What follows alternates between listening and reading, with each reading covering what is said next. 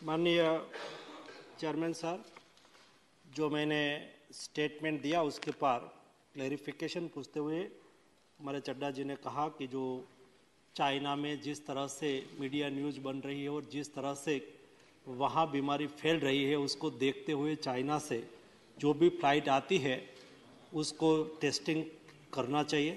माननीय chairman sir, हम इस विषय पर बहुत जागरूकता से काम कर रहे हैं। नहीं केवल चाइना से हिंदुस्तान में डायरेक्ट फ्लाइट तो आज के दिन में नहीं आती है, लेकिन वाया होके आती है। लेकिन जैसा दुनिया में केस बढ़ने लगा, हमें बेस्ट कोविड मैनेजमेंट का भी एक अनुभव रहा पिछले 2 साल से, और कोविड के लिए क्या क्या प्रिकॉशन लेना चाहिए सारी दुनिया के साथ लगातार मैं एज ए हेल्थ मिनिस्टर बात कर रहा हूँ, WHO से बात कर रहा हूँ। तो उससे पता चलता है कि कौन सी दिशा में आगे बढ़ रहा है कोविड क्राइसिस। उसको देखते हुए जो भी प्रिकॉशन लेने की आवश्यकता है वो लेना हमने ऑलरेडी चालू कर दिया है। आज प्राइमरी स्टेज पर कोई भी यहाँ ट्रैवलर आते हैं, नहीं केवल चाइना, कहाँ से भी आते हो, तो भी हम 2% रैंडम सैंपलिंग करना चालू ऑलरेडी कर दिया है, और आने वाले दिनों में उसको धीरे धीरे आगे बढ़ा के आवश्यकता के अनुसार कंपलसरी करना पड़े तो भी कंपलसरी करेंगे। दोनों चीज़ को हमें देखना है, देश में कोई अननोन वायरस घुस भी ना जाए और ट्रैवलिंग में बाधा भी ना हो। दोनों चीज़ों को देखते हुए हम उस दिशा में काम कर रहे हैं ताकि देश में कोई नया वेरिएंट ना आ जाए। तीसरा, अभी प्रिकॉशन जो हमारे तिरुचि शिवाजी ने कहा कि क्या तैयारी है, ऑक्सीजन है नहीं है, कोई दिक्कत होगी। हमने आज से नहीं, कल तो विषय इसलिए उठा कि मेरी एक जिम्मेदारी बन गई कि सम्मानीय 3 सांसद ने राजस्थान से मुझे पत्र लिखा और उन्होंने मुझे कहा कि राजस्थान में जो यहाँ भारत जोड़ो यात्रा पास हुई और कई लोग ये यात्रा में शामिल हुए, शामिल होने के बाद वो पॉजिटिव पाए गए। सम्मानीय मुख्यमंत्री हिमाचल भी पॉजिटिव पाए गए यात्रा में भाग लेने के बाद। तो मुझे कहा कि उसके लिए प्रिकॉशन लेना चाहिए, आपको उसके लिए कुछ न कुछ करना चाहिए। तो मेरी ये जिम्मेवारी थी कि मैं राज्य के मुख्यमंत्री को लिखूं और यात्रा जो कर रहे हैं ऐसे उसके कन्वीनर को भी लिखूं कि उसके ऊपर प्रिकॉशन, उसके ऊपर जरा कोविड प्रोटोकॉल का पालन करें। मैं ये बात में पॉलिटिक्स में नहीं जाना चाहता हूं, लेकिन एज ए हेल्थ मिनिस्टर मेरा दायित्व है कि देश में कोविड ना फैले और उसके लिए मैं जागरूकता से काम करने की कोशिश की।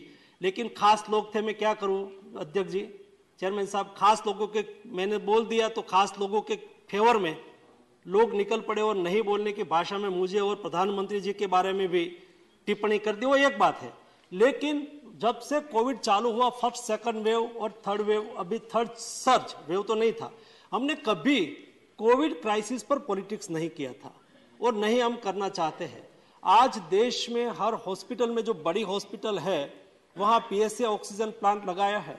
मैं रेगुलर मिनिस्ट्री से हर 15 दिन में रिव्यू करता हूं कि बंद तो नहीं हो गया है ना, चालू है ना, क्योंकि उसको चलाने के लिए भी बहुत बड़ा खर्च होता है और रिक्वायरमेंट हॉस्पिटल की कम होती है, तो अनयूज पड़ा रहता है, तो समय पे हम उसका उपयोग कर पाए, इसलिए हमने रेगुलर उसका फॉलोअप भी लिया है।